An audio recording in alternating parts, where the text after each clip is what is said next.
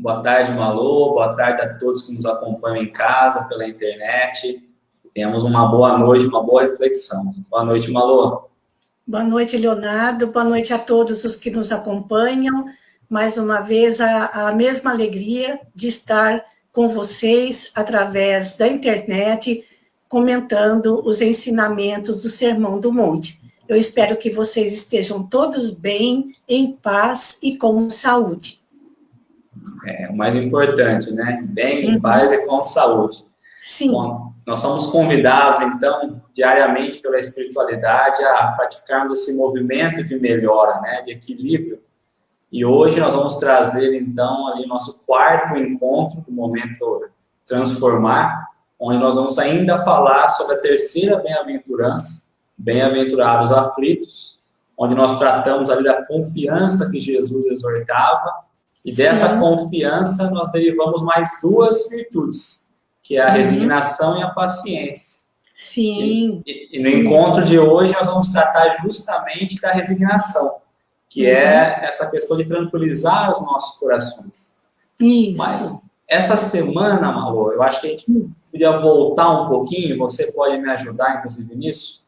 Essa semana eu tive uma pergunta de uma pessoa, de um amigo meu, que falou, mas por que falar que Jesus exortou no Sermão do Monte? Ele acompanha as nossas lives, não ao vivo, mas depois. E eu tentei trazer para ele o que era exortar. Falei, por que não falar Jesus falou, né? Porque naquele momento Jesus, acho que vale voltar um pouquinho para a gente poder seguir mais tranquilo, ele estava tentando colocar ali um estímulo, estimulando, tentando fazer as pessoas a pensar e refletir. Ele não estava apenas gastando o verbo dele, certo? É isso? Porque acontece o seguinte, Leonardo, o Sermão do Monte, e sobretudo as bem-aventuranças, ele também é conhecido como o Sermão das Exortações. Só que não é tão popular falar desse jeito, Sermão das Exortações, que era justamente até mais fiel a questão aquela questão que a gente já vem comentando, né? A questão das traduções, que nos originais em hebraico, segundo os estudiosos, Jesus não teria proferido as palavras bem-aventurado, mas sim avante os que, nesse caso da terceira bem-aventurança, avante os enlutados, porque serão consolados. E nas outras bem-aventuranças também, ele não usou a palavra bem-aventurança, as palavras bem-aventurança, mas sim a palavra avante, exortando, incentivando, né? Ao usar a palavra avante, ele estava encorajando aquelas pessoas, apesar da carga de sofrimento pela qual passavam, para que continuassem firmes na prática das virtudes que a Torá já ensinava. Né? Então, Jesus estava realmente encorajando. Exortar significa encorajar a continuar nos bons propósitos das boas virtudes. É isso. É assim que nós compreendemos. E nós passamos, então, pela virtude da humildade, da mansuetude, da confiança e da resignação agora. Essa semana eu fiquei um pouquinho mais tranquilo, porque eu acho que 1% de resignação eu já tenho, Malu. Então, as outras semanas foi mais difícil. Isso. Como diz Paulo de Tarso, Leonardo, graças a Deus já sou como sou, né? Então, vamos ficar firme no 1% do que pensar nos 99% que ainda faltam conquistar, não é? Exato, é o copo meio cheio, meio vazio, né? Isso, olhar ao contrário. No cheio. Isso, legal. Vamos entrar um pouquinho na questão do que é a resignação. Que eu entendo a resignação quando nós buscamos no dicionário ali, na compreensão simples, é justamente a submissão a alguma coisa. Sim. É aceitarmos o nosso destino, é aceitar o que nos envolve, o que nós estamos passando. Quando nós trazemos para essa bem-aventurança, o que nós podemos esperar do termo resignação? Então, a resignação ela é uma consequência da confiança, porque se confiamos em Deus, se confiamos, é porque aceitamos. E ao aceitar, o nosso coração se tranquiliza. Como a gente costuma dizer, é como se a gente fizesse as pazes com Deus. É nesse sentido evangélico que devemos compreender o significado da palavra resignação, mas que é uma virtude bastante esquecida, Leonardo, porque atualmente, sobretudo na nossa época, eu creio que há um incentivo justamente para a não resignação, a não aceitar o que a vida nos proporciona. E isso é que tem causado conflitos íntimos intermináveis na vida de cada um, de não aceitar aquilo que a vida nos reserva. Mas ao longo do nosso bate-papo, a gente também vai acabar entrando numa outra questão para mostrar que resignação não é conformismo, não é braço cruzado,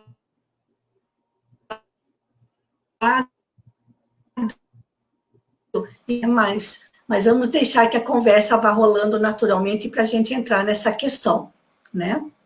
A resignação ela vai ser o entendimento, e é importante essa relação com Deus. Constantemente nós brigamos com Deus sem perceber.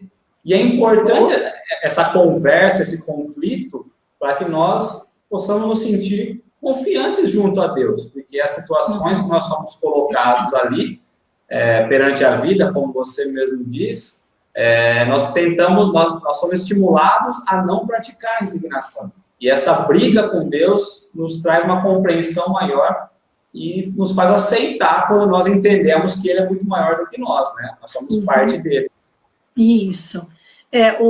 Nós encontramos no Evangelho segundo o Espiritismo uma definição muito bonita do conceito de resignação e obediência, onde o benfeitor espiritual diz que a obediência é o consentimento da razão e a resignação é o consentimento do coração. Ora, quando o coração consente, é porque ele está confiando. Quando a gente desconfia, nós não consentimos, né? E fica aquela luta íntima dentro da gente, no sentido de gerar realmente muita inquietude, muita aflição, né? É nesse sentido que a resignação está relacionada mesmo à nossa tranquilidade interior. Ele vai trazer 2 pontos aí, né, nessa passagem, que ele vai trazer a obediência e a resignação. Porque é importante que sejamos obedientes naquilo que nos acontece, né? Porque muitas coisas é impossível nós não passarmos. Então, possamos passar com o consentimento do coração, ou seja, das sensações, dos sentimentos mais puros. Isso. E ele fala na continuidade que é justamente a obediência e a resignação que leva os nossos fardos, né, durante o caminho da vida. Isso. E que é justamente a revolta que muitas vezes nos derruba disso. Não é isso? Eu estava pensando aqui como se fosse um burrinho de carga ali, a obediência e a resignação levando esses fardos, e quando nós nos revoltamos, essa carga cai no chão. Isso. Então, nós vamos ter que carregar tudo de novo, passar pela dor do peso e tudo mais. Exatamente. É isso, né? Isso. E tem uma frase de André Luiz, num livreto chamado Brilhe Vossa Luz, onde ele diz que a resignação, ela tem o poder de anular o impacto do sofrimento. Veja bem, ele usa a palavra anular, né? Não amenizar, mas a resignação, porque normalmente o sofrimento não esperado, ele causa mesmo um impacto muito forte sobre a gente. E a resignação tem o poder de anular esse impacto. O que significa? Apesar do sofrimento, vamos sofrer menos. E como você disse, revoltados diante do sofrimento não esperado, nós sofremos mais. Eu acho essa frase do André Luiz, ela diz tudo a respeito da resignação. Mas também tem outra frase do André Luiz, que está no livrinho Agenda Cristã, onde ele diz que justamente por se resignar à solidão, que a rocha sustenta o vale. Ora, o vale, a paisagem do vale, por mais extenso que ele seja, ele tem, formando essa construção geográfica, ela tem rochas, rochedos, que sustentam o equilíbrio daquela paisagem. E com isso, nessa comparação poética, digamos assim, André Luiz está mostrando para nós que a resignação também favorece o nosso equilíbrio na vida, né? Que sem ela, nós realmente corremos um sério risco de desmoronar, né? Então, são essas duas frases que eu acho muito bonitas de André Luiz sobre a resignação. Eu não tinha, essa frase eu tinha lido, mas não tinha entendido e sentido como agora, né? A questão do anular o impacto, ele não está dizendo que vai anular o sofrimento. Sim, não é isso. O sofrimento exato. vai acontecer. Isso, ele vai anular o impacto, aquele momento, né, de sentir. Então, não vai ter mais esse impacto, vai ser tranquilo. Vai ter o sofrimento, nós vamos seguir. E a resignação, muitas vezes, como você disse lá no começo, ela vai ser compreendida como sendo um conformismo. Bom, eu aceito, deixei aí, corre como for. E não é bem isso, né? Não. Emmanuel, no livro Palavras de Vida Eterna, ele tem uma lição falando sobre o conformismo e a conformação. São coisas completamente diferentes. O conformismo é a acomodação, quando a gente se acomoda e deixa a vida rolar. Eu vou dar um exemplo, Leonardo, muito concreto. No verão, na Europa, são muito comuns os incêndios florestais. E, sobretudo, na região em Portugal, existem a área agrícola, muitas pessoas vivendo do campo. Então, ao longo do ano, o governo pede para que esses agricultores mantenham o seu terreno limpo, porque se vier o incêndio, se vier o fogo, com as bordas da propriedade agrícola sempre limpas, o fogo não tem como se propagar, certo? Pergunta se eles fazem isso. Não fazem. Então, quando vem o fogo e queima tudo, eles podem dizer que foi a vontade de Deus que fez com que tudo se incendiasse? Claro que não. Então, isso é conformismo, quando a pessoa não faz aquilo que ela deve fazer.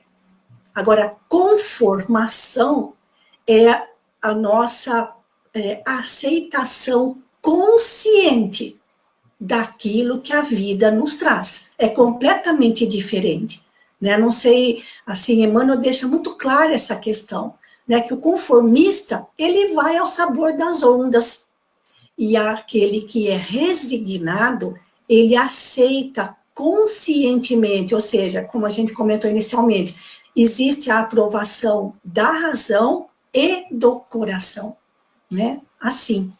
No conformismo é como se fosse um tronco seguindo o ritmo do rio, né? Bate na rocha, bate na... Vai rolando, exatamente. Exatamente. Essa postura não é nada positiva, não é nada positiva, né? E não é isso que Jesus esperava da gente. Com certeza. Né? Espera, exatamente. Espera, isso. Herculano Pires vai nos dizer que resignação é uma força ativa e consciente, né? E quando o conformismo é passivo e inconsciente. Sim. Então, é parado e não pensa, né? Tá ali andando sem pensar. Como se faz importante sempre estarmos ativos, buscando essa melhora, buscando progredir, buscando compreender tudo que nos envolve. Isso. E a doutrina espírita nos traz, então, um alerta aí, né? Porque a resignação, ela vem justamente nos alertar sobre algo que não está muito correto, ou algo que precisa ser olhado, né? Não é isso? Assim, sempre diante de uma situação inesperada, quando a gente se pega naquele desconforto íntimo, naquela inquietação, seria o momento da gente se recolher em prece para que a gente consiga compreender o significado do que nos acontece e também numa autoanálise para verificar se estamos, de fato, aceitando resignadamente o que não esperávamos que nos acontecesse e se estamos realmente com a nossa confiança em Deus ativa, né? Se ela está online, a nossa confiança em Deus, porque se tivermos, né, com essas duas virtudes realmente atuantes, o nosso mundo íntimo vai se asserenar, porque normalmente quando vem o impacto do sofrimento, a nossa primeira reação é o desespero, né? E ele não é nada saudável e nem produtivo. Quando nos remetermos à prece, né, olharmos para o alto, pedirmos, né, que estamos acostumados a pedir do que agradecer, já deveria ser um ato de fé, porque o simples fato de nós pararmos para colocar o nosso pensamento ao alto é porque nós confiamos em algo, né? Mas quando vem essas dificuldades, Sim. nós balançamos e esquecemos. Não é essa fé viva, não é a fé ativa, pelo contrário. Parece que é um mecanismo. E nós não entendemos que muitos desses problemas, dificuldades que nós passamos, esses sofrimentos, eles podem ser trazidos tanto ocasionados nessa vida, como em experiências passadas, né? Como Allan Kardec coloca no capítulo 5 do Evangelho segundo o Espiritismo, as causas atuais das nossas aflições são em número muito maior do que as causas anteriores, porque as causas atuais, elas estão relacionadas com a nossa inconformação, com a nossa intemperança. Como diz Emmanuel, Leonardo, Emmanuel tem uma colocação muito pertinente ao que nós estamos comentando. Ele diz que o problema em si não é problema. O problema é como nós encaramos o problema. Ou seja, a questão difícil está em nós. O problema somos nós. O problema somos nós, porque nós encontramos, né, todos nós temos esse testemunho para dar. Pessoas de personalidades completamente diferentes enfrentam o mesmo problema de maneiras totalmente diferentes.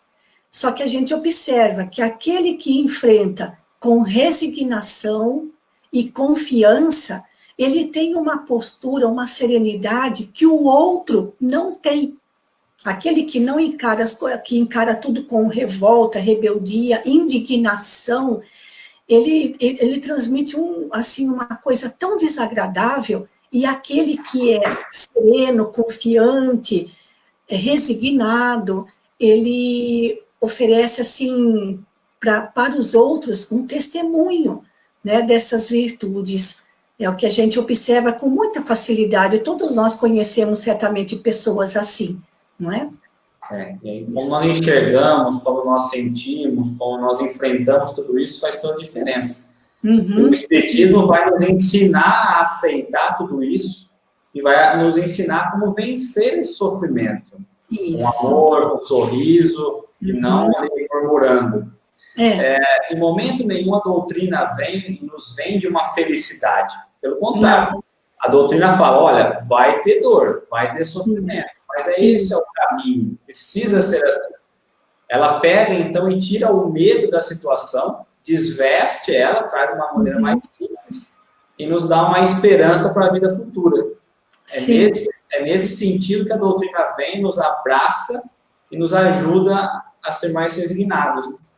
Sim, o Espiritismo, ele traz muitas lições que nos ajudam na conquista desta virtude, Leonardo.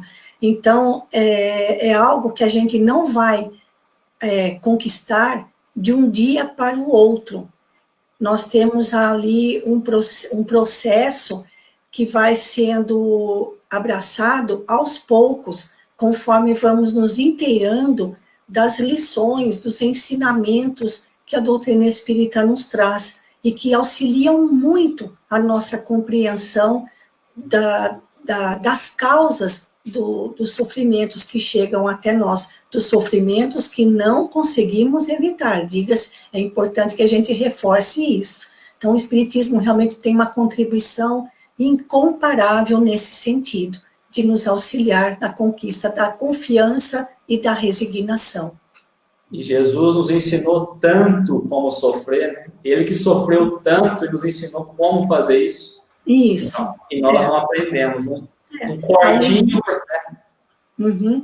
E o Evangelho, ele está cheio de passagens com personagens que mostraram essa virtude de uma maneira extraordinária. A gente precisa se colocar no lugar desses personagens que o Evangelho nos apresenta, para mostrar, se estivéssemos na mesma situação que eles enfrentavam, como nos comportaríamos, não é? Dentro da nossa rebeldia, porque nós ainda somos muito rebeldes perante a vida, não é? Hoje, em coisinhas simples, nós já nos mostramos rebeldes, né? Imagina lá atrás, nas situações anteriores.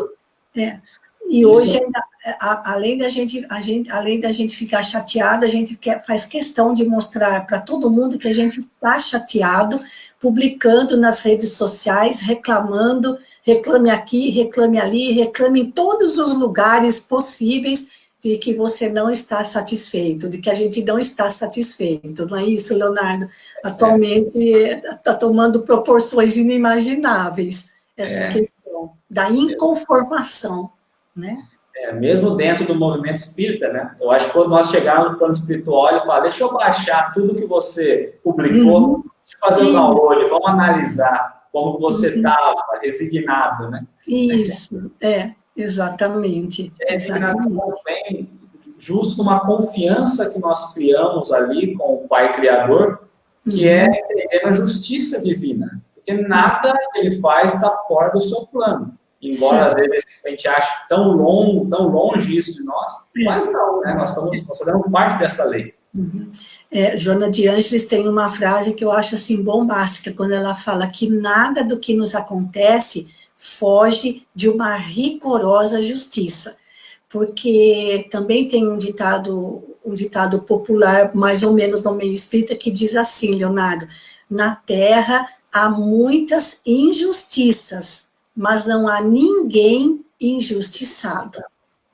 Então, tudo que nos acontece tem uma razão de ser, e essa razão é justa, mas também é misericordiosa, né? Então, isso já seria o nosso primeiro passo para conquistar a resignação. É preciso lembrar que estamos sempre amparados pelos espíritos superiores, nos instruindo, nos amparando ali, nos dando a direção. Nós é que erramos a rota e precisa voltar de vez em quando e trocar um pneu para seguir de novo, né? Sem dúvida. E Allan Kardec, sabendo da nossa dificuldade em lidar com essas virtudes, ele colocou no capítulo 28, o último capítulo do Evangelho segundo o Espiritismo, ele colocou 3 modelos de preces para se alcançar a submissão e a resignação.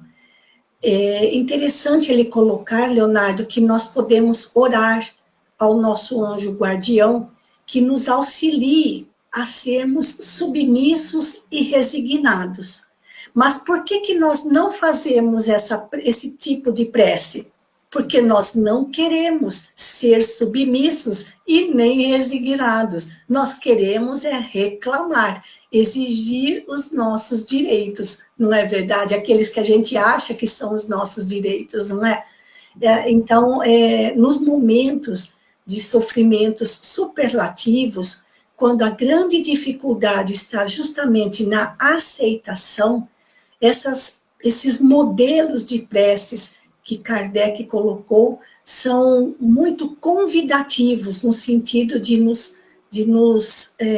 silenciar, procurar silenciar o nosso mundo íntimo através da prece ao nosso anjo guardião, nos auxiliando a conquistar esta virtude, porque lembrando de André Luiz, é ela que mantém o nosso equilíbrio íntimo. Sem a resignação, a gente desmorona perante o sofrimento.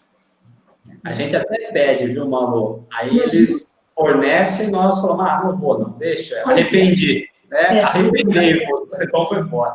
Né? Mas Kardec traz no Evangelho, então, nessa mesma passagem, ele traz 3 pontos aí, né? O aceitar, o superar e o encarar.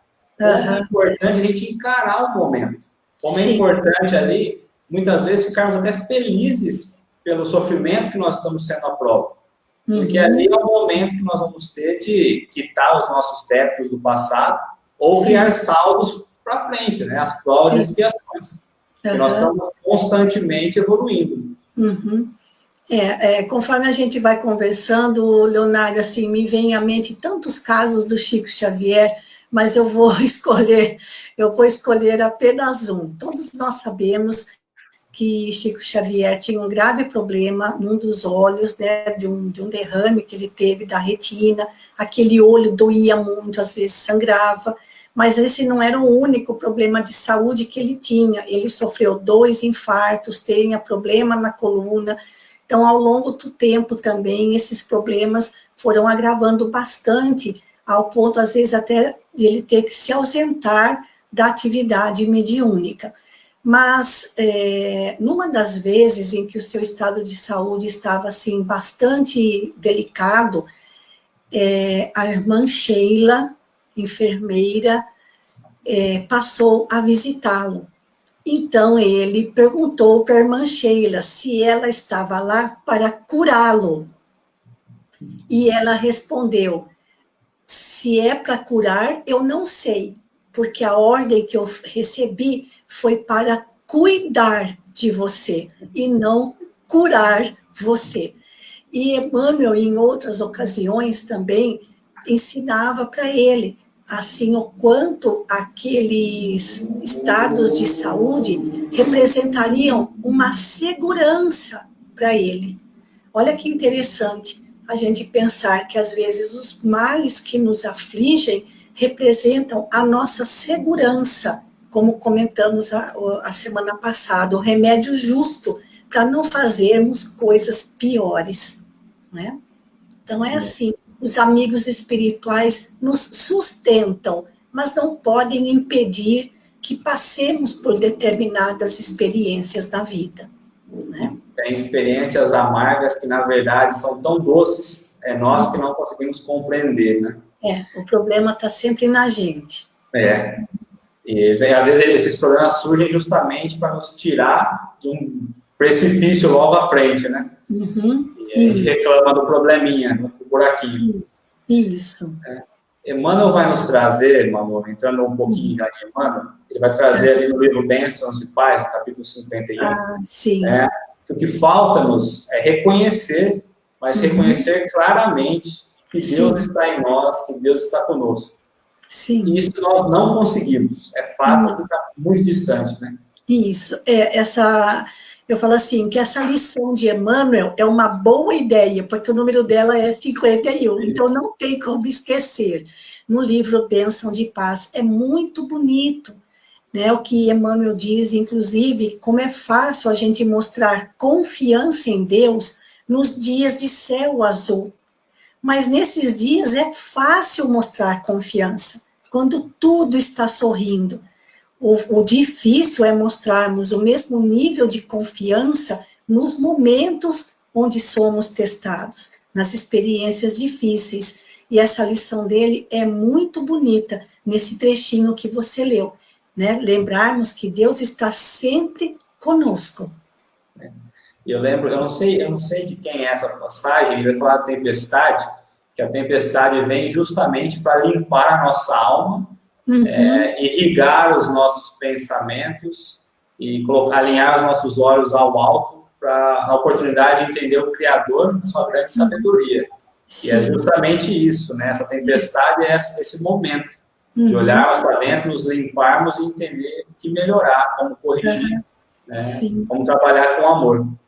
Mas ele diz também que isso é lentamente, não é de uma hora para outra, leva tempo para isso, é pouco a pouco, né? a conquista dessas virtudes, nós vamos demorar algumas etapas evolutivas aí, Leonardo. Aos pouquinhos, a gente às vezes fica mais afiado em uma, depois às vezes em outras, mas nós estamos aí sempre com oportunidades dessas conquistas. E no caso da resignação, ela não é fácil, porque nós precisamos passar por cima dos nossos próprios interesses.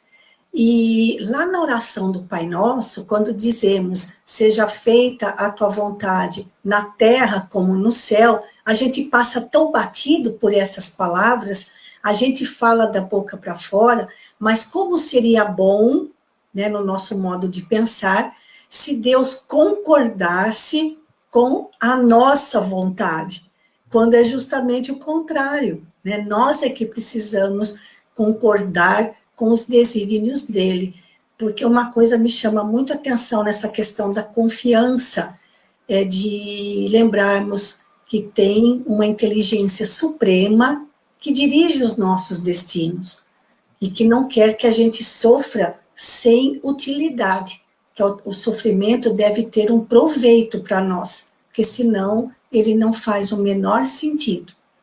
E Deus nos fez a imagem e semelhança, né? Mais semelhança do Pai. Mas nós, nosso mundo, nosso egoísmo, na falta de humanidade, nós queremos fazer Deus a nossa imagem e semelhança. Então, que bom que ele passa batido, porque nós não estamos preparados ainda para a vontade deles. A verdade é essa. Isso. E nessa passagem de Emmanuel, vai trazer que as dificuldades é uma instrução imprescindível. Ou seja, as dificuldades vão nos ensinar, através das dificuldades vamos aprender. E é imprescindível, né? É necessário que passamos por isso. Em nenhum momento algum benfeitor fala, não é necessário. Sempre é necessário. Isso. Se nós falhamos, por exemplo, nós vamos comentar mais no nosso próximo encontro sobre a questão da paciência. Nós precisamos passar por aquelas experiências onde essas virtudes, essas potencialidades da nossa alma, elas precisam desabrochar, porque é muito fácil ser bom entre os bons. É fácil ser resignado quando tudo sai conforme o nosso desejo. Mas, nesse caso, não há virtude alguma. Então, nós precisamos desses desafios, desses testes, para ver se realmente estamos conquistando essas virtudes. E, ao longo dos séculos, a cada momento, precisamos de lições diferenciadas nesse sentido. Mas também é muito importante lembrar, Leonardo, que em nenhum momento se trata de um castigo divino. Essas experiências dolorosas pelas quais todos passamos representam a oportunidade de desenvolvimento dessa potencialidade imensa que nós temos, sendo espíritos que somos, né? Compreender de fato que não é um castigo, né? Você passa muito longe disso. É sim uma oportunidade de compreendermos aí a doçura de Deus, o amor de Deus por nós, as oportunidades que Ele nos dá ao dia a dia. Isso. É olhar para a vida futura e entender que a oportunidade se faz hoje. Né? Que nós estamos aí avançando e caminhando, passando por provas e expiações para a vida futura, né? Exato. E uma das maneiras, uma das formas da gente conquistar a resignação é no trabalho junto aos mais necessitados. E quando a gente fala trabalhar junto aos mais necessitados, a gente pensa somente nos necessitados de ordem material, mas os necessitados de recursos, os necessitados espirituais são em número muito maior do que os necessitados da matéria. E no contato com essas pessoas, no contato com o sofrimento do próximo, nós percebemos que não precisamos reclamar tanto, né? Que nós temos tudo aquilo. Eu me lembro muito bem de um benfeitor espiritual que diz assim: daquilo que realmente precisamos, Deus não nos tira nada. Se foi retirado da nossa convivência, é porque aquilo não era mais necessário para nós, correndo até um perigo de representar até um perigo para nós. Porque se Deus tirasse de nós aquilo de que realmente necessitamos, ele seria cruel e injusto. Né? Veja como esse pensamento é forte, Leonardo. Né? Daquilo que realmente necessitamos, Deus não nos tira absolutamente nada. E se tira, é porque aquilo poderia representar um perigo para nós. Né? Ele nos dá o recurso necessário para o momento que nós vamos passar. Sempre ali na dosagem, sempre um pouquinho a mais, na verdade. Né? Nós Exato. E quantas coisas boas nós não encontramos no meio do caminho. Às vezes a estrada é escura, quantas providências divinas não tem, nós não conseguimos enxergar. Isso, Nós temos um caso de Casimiro Cunha. Eu queria que você começasse a falar um pouquinho sobre Casimiro. Casimiro Casimiro Cunha foi um poeta fluminense da cidade de, se não me engano, Vassouras, no Rio de Janeiro. E ele, aos 16 anos, Vassouras, né? Aos 16 anos, ele ficou completamente cego, não tendo oportunidade de continuar seus estudos. Mesmo assim, ele se casou, constituiu família, e dá para imaginar as dificuldades de ordem material que ele enfrentava justamente por ser deficiente visual. Naqueles tempos, eram muito maiores as dificuldades do que hoje. Mas ele era espírita convicto e muito jovial. E tem um versinho dele onde ele fala justamente da questão da resignação. Chico Xavier gostava muito de Casimiro Cunha, porque dizia que ele era o passarinho do Evangelho, e da maneira como ele canta o Evangelho através da sua poesia, ela parece até mesmo dirigida para crianças, mas não é. A sua simplicidade, a sua singularidade traz ensinamentos profundos, e um deles diz respeito à reencarnação. Você deve estar com o material aí nas suas mãos, Leonardo. Leia esse versinho aí para a gente, porque eu não tenho aqui comigo no momento e não me lembro de cabeça. Ele vai dizer o seguinte: em teu combate no bem, se desejares vencer, aprendes resignado a tolerar e sofrer. Então, é esse, né? Isso, aprende resignado a tolerar e a sofrer. Sim, mas não é somente ele, a literatura espírita, sobretudo os benfeitores espirituais que já são mais nossos conhecidos, Emmanuel, Joana de Ângeles, Maria Dolores com a sua poesia, Casimiro Cunha, Meimei, eles têm eles deixaram para nós um farto material, onde podemos encontrar tantas mensagens consoladoras, convidando a gente a confiar e a aceitar. E a vida de Casimiro, eu acho que é uma grande escola para nós. Sim, a própria vida dele, exatamente. Inclusive, ele ficou órfão aos 7 anos, né? A vida foi muito sofrida. E com toda a dificuldade, ele ainda conseguiu ajudar na abertura de um centro Bezerra de Menezes, em Vassouras. E ele tinha muita amizade com o Batuíra de São Paulo. Então, ele divulgava muitas poesias lá em Batuíra, divulgava muitas as poesias dele. Tinha um certo amigo dele, que também era poeta, que disse o seguinte, até marquei aqui para não pular. Ele estava com livros em mãos e perguntava, mas de quem é esse livro? Aí ele falou assim, é o livro de um cego que fechou os olhos às misérias da terra para melhor escrever as belezas do céu. Exatamente. Porque ele escolheu a melhor linguagem para se comunicar, que é a linguagem dos anjos, né? Que é justamente a poesia.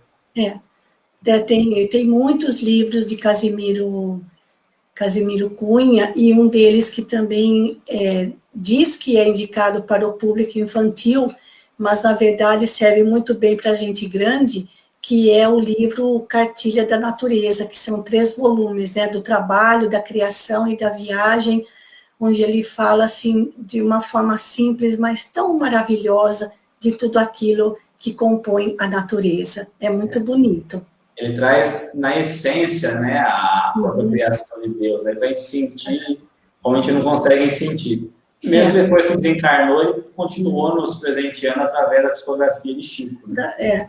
Ô, Leonardo, só mais uma coisinha, já que nós citamos o Casimiro Cunha, se nós procurássemos conhecer melhor a vida desses espíritos que se comunicaram, que escreveram através de Chico Xavier ou de Divaldo, os grandes personagens do espiritismo no final do século XIX, começo do século XX, a gente ficaria impressionado com a vida que eles tiveram, né? Os testemunhos que deram, o que eles enfrentaram justamente por terem se tornado espíritas. Então, é um costume, não, ou seja, não é muito comum procurar conhecer a vida desses irmãos que agora estão na espiritualidade, mas que deixaram tantas lições maravilhosas. E a gente vai ver que tem algo que é comum a todos, que é o sofrimento, que para nós seria superlativo, nós não aguentaríamos passar por aquilo que eles passaram, né? Casimiro Cunha é um deles e tem tantos outros aí, isso falando dentro do espiritismo, né? Sobretudo aqui no Brasil. Jerônimo Mendonça mesmo, né? História, né? Nem fala. Jerônimo Mendonça é o gigante deitado. Por isso que se faz importante a gente trabalhar, estar sempre disposto ao serviço, né? A boa vontade. Eu até separei um outro trechinho de Casimiro Cunha, que ele fala assim: transforme o tempo em serviço, lembrando em linhas gerais que a vida volta no tempo, mas o tempo nunca mais. Exato. Como é importante, né? Hoje, caminharmos hoje, né? Isso. É muito bonita as quadrinhas de Casimiro, e elas, inclusive, facilitam muito para a gente na memorização, né? Nós estamos chegando ao final, Malu. Mas mas passa tão depressa o tempo, e a gente sempre esquece de dizer, né, Leonardo, assim, as pessoas, para deixarem os seus comentários, fazerem as suas colocações, as suas dúvidas, nem todos têm a possibilidade de assistir, né, o nosso encontro, o nosso bate-papo no horário, né, neste horário do domingo. Então, a gente deixa sempre aberto para eles, através do contato que eles têm com você, para deixarem as suas dúvidas, as suas colocações, e até mesmo discordando daquilo que nós conversamos, não é mesmo? Exatamente. Então, tá bom. O pessoal acaba não fazendo pergunta. Depois, na semana, tem uma perguntinha daqui. Fica bombardeando você. Não muito, mas o pessoal está entendendo. O que o pessoal está dizendo que nós estamos trazendo de uma forma muito tranquila, muito doce, então que não está tendo essa dúvida, né? Eles estão saindo aprendendo. Mas sabe o que é, Leonardo? Eles não sabem que depois que a gente terminar todas as bem-aventuranças, vai ter uma prova oral para eles, não é?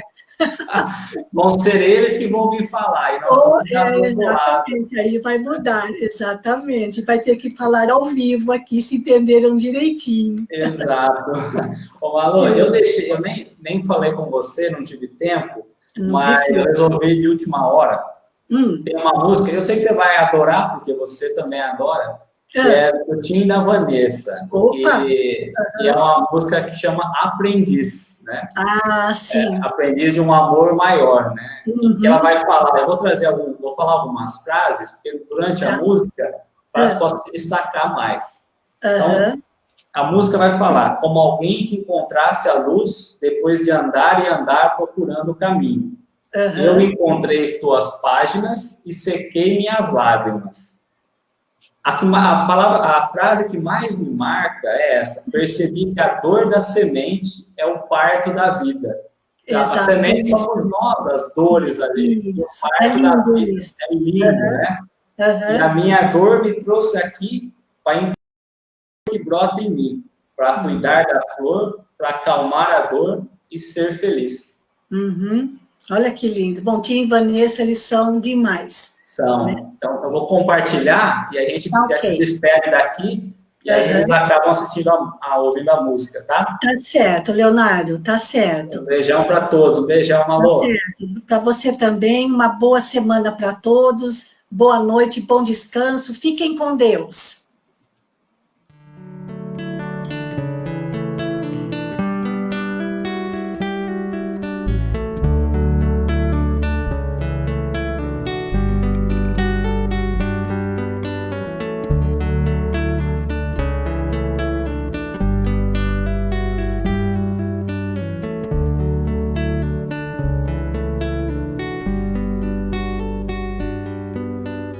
Como alguém que encontrasse a luz depois de andar e andar procurando o caminho, como alguém que enfim já pudesse ouvir respostas que trazem consolo e sentido ao destino.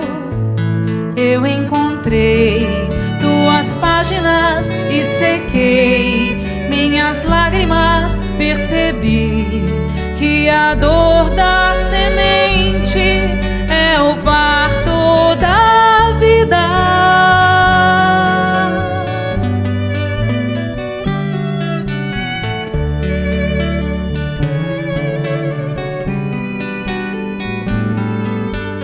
Como alguém que já quer seguir os passos do mestre com fé e razão conscientes, como alguém que em si já soubesse ouvir as vozes dos seres que habitam o espaço infinito.